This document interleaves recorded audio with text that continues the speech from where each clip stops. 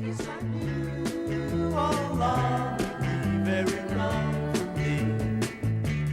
What could I do? I was at the end of my road, at the end of my road, hopelessly in home, but I can't complain. I was asking for it, can't complain.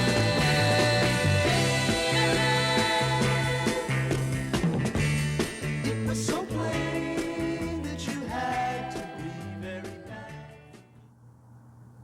Hey everybody, welcome back. Psychedelic here. The time has come, my friends. This is the top 5 psychedelic records on the Dot Record label. The most definitive list you'll ever find out there. This is factual stuff. So let me guide you. Don't listen to anybody else. All jokes aside, this is going to be more focused in on the counterculture era, the more psych-adjacent records, and just some records of interest. Some that may not be categorized as psych, but we're just going to throw some names, some albums out there. And there's a lot I could talk about. I mean, going back with its back history, we could be here all day. So we're going to focus in kind of in the timeline of, say, 1966 till the very early 1970s is when stuff, I think, kind of tapered away. So we're going to be mentioning some stuff here. Got a whole notepad of things, as usual. Because even though it may be all stored up in my brain, sometimes I forget little details, and typically when I do these lists, I want to make sure I cover all the bases. So when we're talking about the Dot Record label, though, it was based out of Nashville, Tennessee, and they started, I think they formed in like 1950, maybe the mid-50s, around there. And they had a bunch of different divisions, a lot of corporate companies owning it, like Gulf Western, which I think owned it back in like 1968 or 69, around there. Basically the time period we're going to be talking about. And I think a lot of artists pretty much just based their whole career on this label too. It seemed like people like Billy Vaughn, who was like kind of an orchestral leader, did a lot of arrangements, choral, but also like the string arrangements and stuff like that. Put a lot of records out. And then, of course, got artists like Leonard Nimoy, Star Trek fame. I think he had like 3 to 5 different LPs on there. I've definitely seen them around, except for the one that I was going to mention here, Spock's Music from Outer Space, which is kind of a neat little space-age pop, gone novelty kind of piece.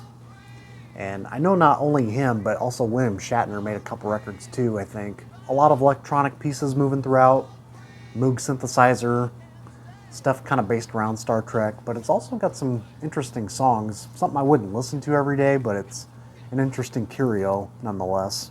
Yeah, I'll just kind of name some off here and then show some records that didn't quite make the cut. Some that you might see in the background there we'll talk about.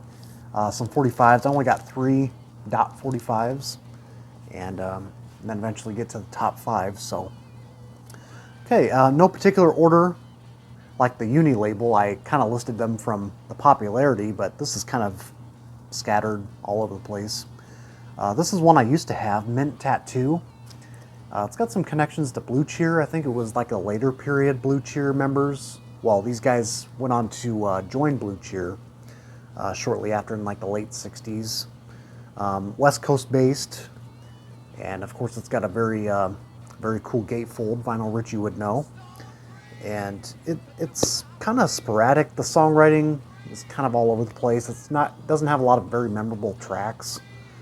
You know, it gets a little heavy in spots. They kind of do some flanging effects, and you know, it's kind of more, instead of like just the individual tracks, the whole spectrum of the record seems to work better than, you know, the little segments. But yeah, I parted with that one. I just didn't listen to it very often.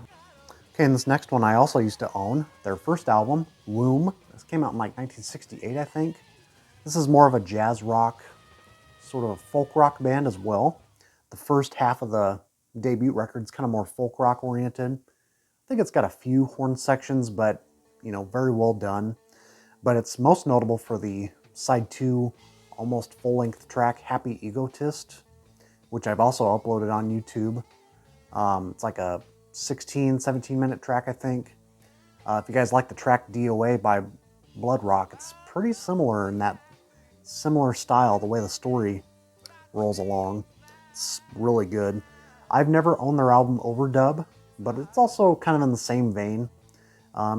It's got some strong points, but I wouldn't say, I'd probably prefer the debut over Overdub. They kind of go hand in hand though. Another album, this is one I will avoid. I'm not a fan of this one. And it's crazy because their first one's so good. Fraternity of Man, Get It On. They switched from ABC to the Dot label. And it's got interesting cover art. I think it's like water hoses fighting each other or something. But it's more blues rock oriented than anything. And it may have just like one good cut on it. This is just a record I cannot recommend. It's not, the songwriting is just not there, man. It's very dull, very much lacking inspiration. I hate to be crapping on some of these records, but from my experience, I mean, I kind of know what I like, and I don't see the reception very high on these either. So I'm not really alone in this camp, but the second album by Colors, Atmospheres, I picked this one up in the $4 bin years and years ago.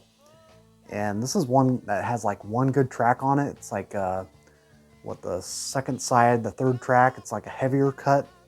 But the rest of it is kind of just very forgettable pop, in my opinion. It's like they're trying to reach for a hit.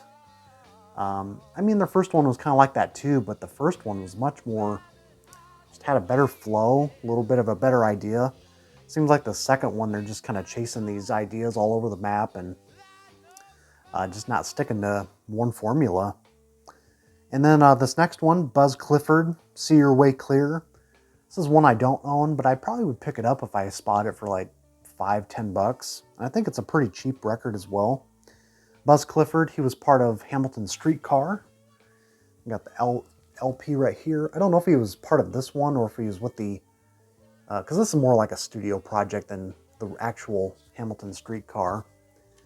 But he may have been a part of the real Garage Psych Band, which also released some really cool singles on the Dot label, Invisible People, for example.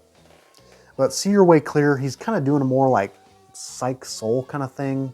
Sounds like maybe some session musicians are backing him up. It's like another studio project.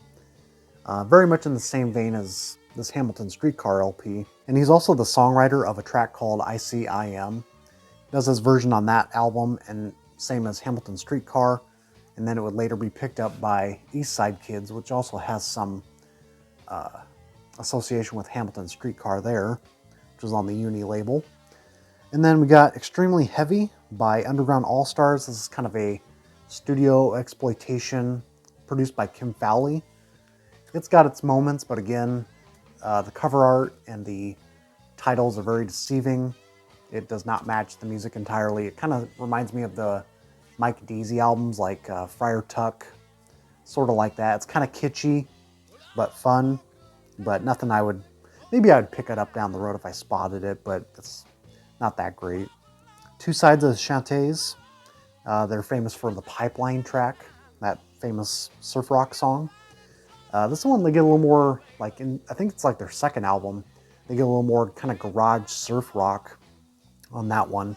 They got a great track on there called I'll Be Back Someday. It's got some kind of jangly moments, nice harmonies.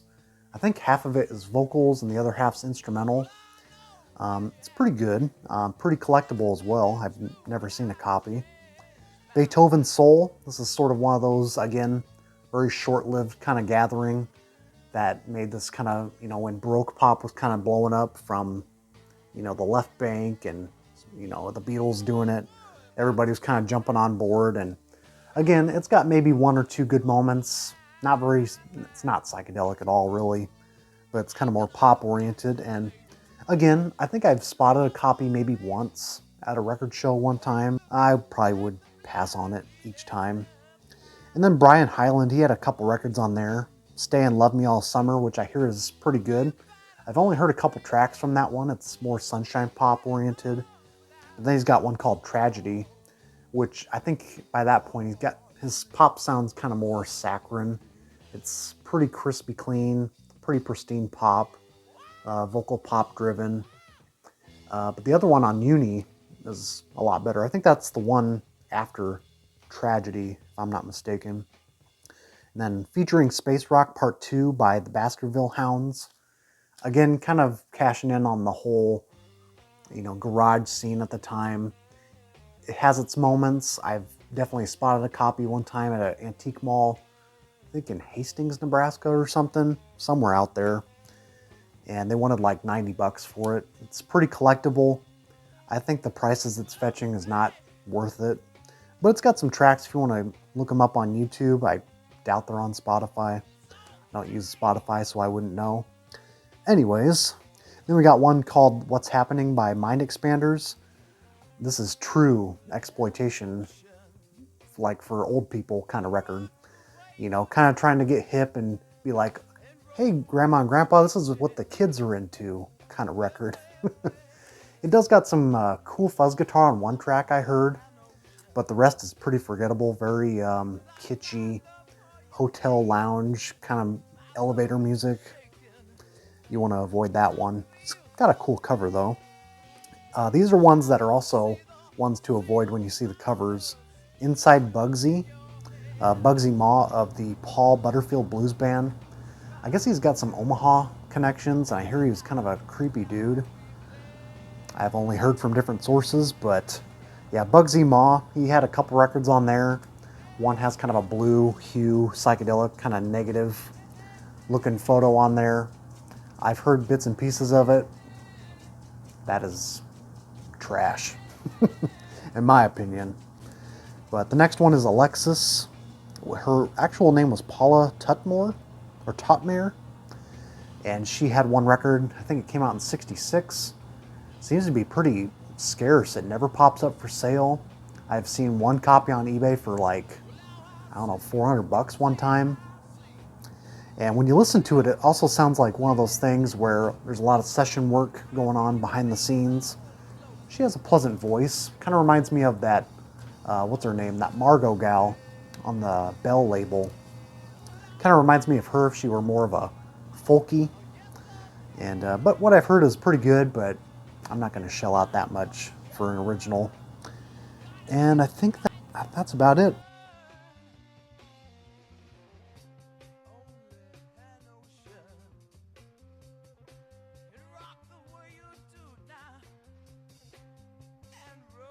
I wanted to mention on the Buzz Clifford one too, it's got a track called Hog Frog. It's kind of a swamp rock kind of vibe on there. Just a highlight track. I marked it down for some reason. I made this list like a couple weeks ago, but it's all coming back to me now. Got a couple behind me. Val Stocklein of the Blue Things. He made a solo record based out of Kansas. He would sadly take his own life in '93, I think it was. I think the producers or somebody kind of polished it up for him. He was kind of unhappy about it. It didn't sell very well, but you can still find it for like 10 bucks all day. And it's pretty good. It's kind of not quite loner folk. It's got some string arrangements, but it's more kind of your straightforward kind of singer-songwriter. And then we just did an Acid Archive entry on Fear Itself, kind of some heavy blues rock from the counterculture era.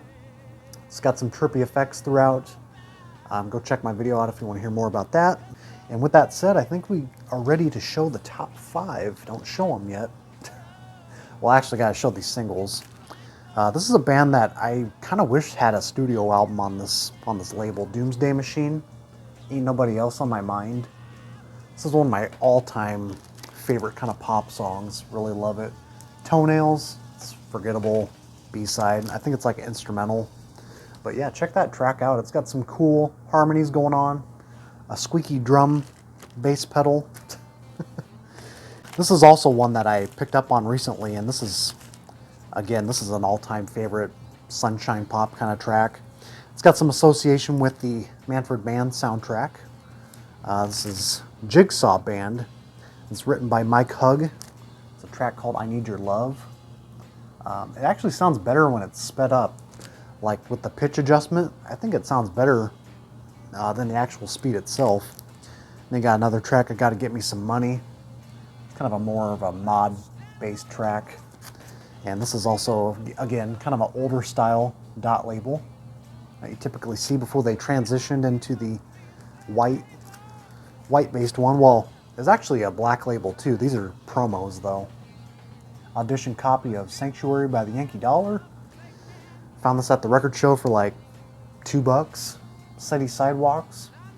And I think the single is still pretty cheap too, and definitely a couple highlights off the album. So, hey, you never know, that might be the last time I mention the Yankee Dollar.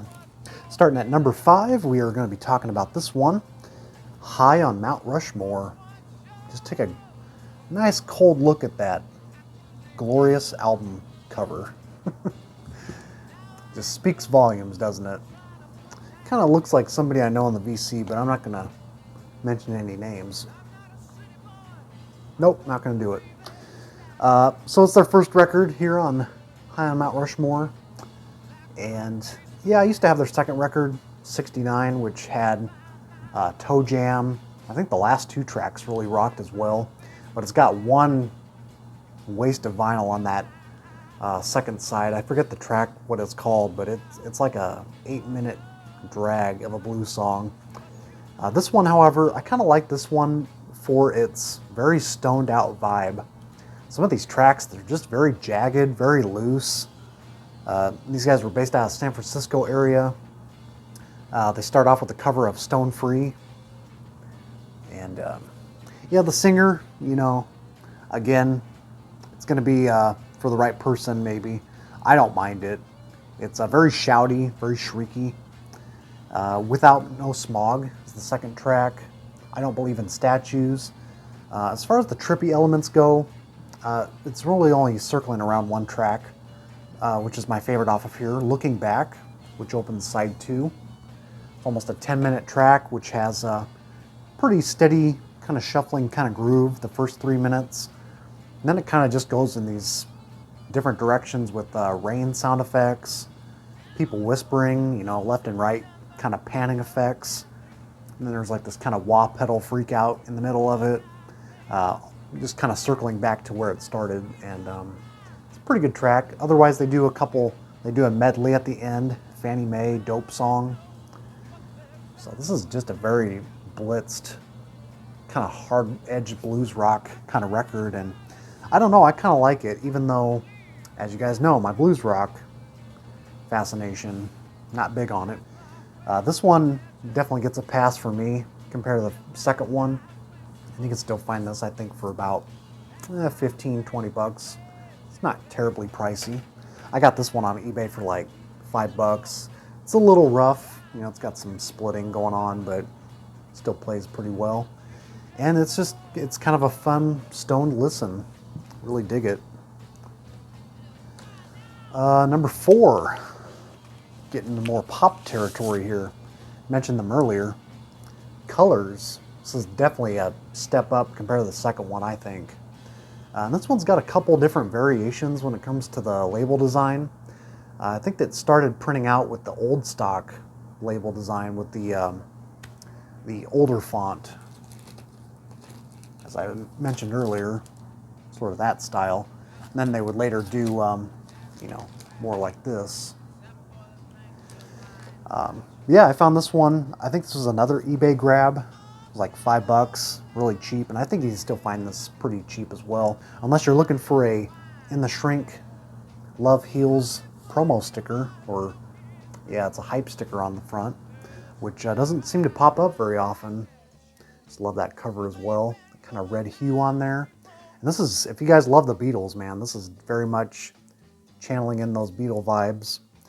Starts out with the track Bad Day at Black Rock Baby. I think the second track, Love Heals, is a big highlight as well.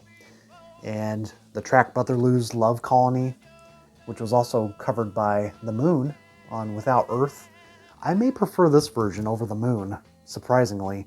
They sound very alike, but ever so slightly different, the way the track kind of trucks along. And they got a track on here called Cataleptic, which was also done on the Aorta album on Columbia. Just a little bit of a more sunshine pop take on here. The songwriting's pretty strong, I'd say. This is one that kind of gets slept on when it comes to those more, you know, like album I mentioned, The Moon, and stuff like that. So yeah, I think they're also based out of the West Coast, like a lot of these groups. So check her out. I also wanted to show maybe just one of the sleeves here, just kind of what it offers real quick. Just let you guys look at that. I think, yeah, it's that Leonard Nimoy one, The Way I Feel. And again, like I said, it's got some connections to the ACCA label. Peppermint Trolley Company, you got The American Breed, Billy Vaughn Singers, Bonnie Guitar, Liberace, Andy Kim, which was through Steed label, which is another offshoot, Barbarella soundtrack, Rosemary's Baby, and then High on Mount Rushmore, and Colors. So yep, they were definitely promoting these same records at the time. I think there's another variation coming up somewhere along the way. Oh, it's this one. It's on the Colors album. Split Level. Leonard Nimoy. Two Sides of Leonard Nimoy. Rita Moss. No Way to Treat a Lady soundtrack. Didn't even know that was a thing. It's a pretty good film too. Let's see. Billy Vaughn again. Colors. The Wichita Train Whistle Sings. Isn't that Michael Nesmith? Right there? I think it is. Phil Flowers. The Odd Couple soundtrack. A lot of soundtrack work, obviously. Okay, we're slowly narrowing it down. Number 3. This is one original I picked up on quite a few years ago now. I think 2016 around there. Got a great deal on this. I think it was like 50 bucks. It was still in the shrink when I got it, but it was kind of tearing off. But the cover is still in really good shape. And this record's kind of well known for Nancy Priddy being Christina Applegate's mother. Doing solo work here, and she got a track on here called Christina's World before Christina was even born. So she already had the name down. I think this one actually got reissued not too long ago as well. This is very much Baroque pop, very sophisticated, kind of moody, kind of mystical sounding. I think a lot of money was thrown at this project too. I mean, there's a lot of great production value on here. What is it, the title track? Yeah, You Come This Way Before. Christina's World, Ebony Glass is a big one. And what's that third track? It's kind of a longer cut. Mystic Lady is a big one. So you got some delay effects, you have some French horns, but it's, again, almost comes off like a concept record in a way. I think this record's kind of pushing around 100 bucks now or so. It's getting a little scarce out there. Probably all due to the Applegate connection. That sounds like a conspiracy theory or something, the Applegate connection. You know, as far as number 1 and number 2 on the list, they both could go hand in hand. I could listen to them any time of the day. They're both really good listens. But I want to say, you know, this one's probably the best on the labels concerning just a pop record on its own. And this is the Split Level. This is, sometimes it gets called Divided We Stand, just because it's got the quote on the back. This was actually, I found this one sealed locally. It had this when it was in the seal though. And this is just a fantastic pop record, dude. Got some tracks.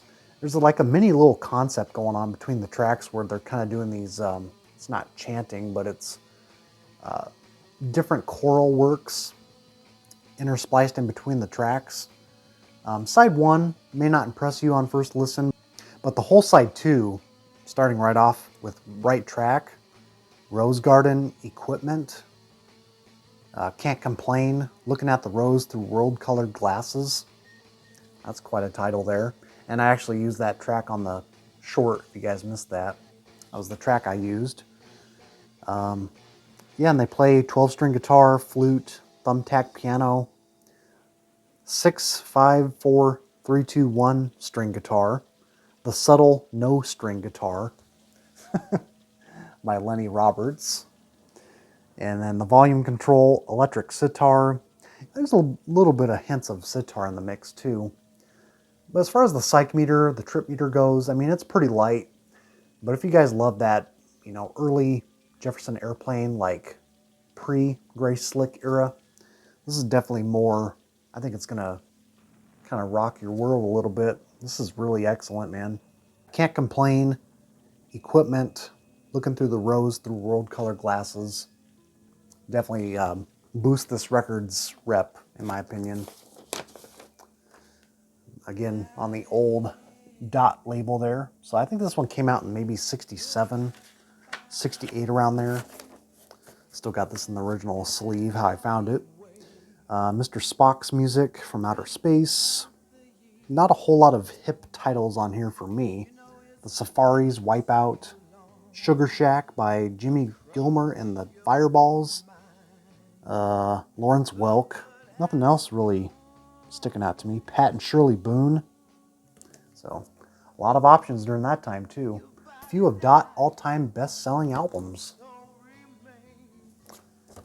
And finally, at number 1, you guessed it. I mean, we've narrowed it down pretty precise what it could be. Hamilton Streetcar. Wow! Just kidding. I'm just going to put that right here. I like some songs on you, but you're not number 1. Yankee Dollar. Obviously. Got this one, I want to say like 2015, almost 10 years ago. What?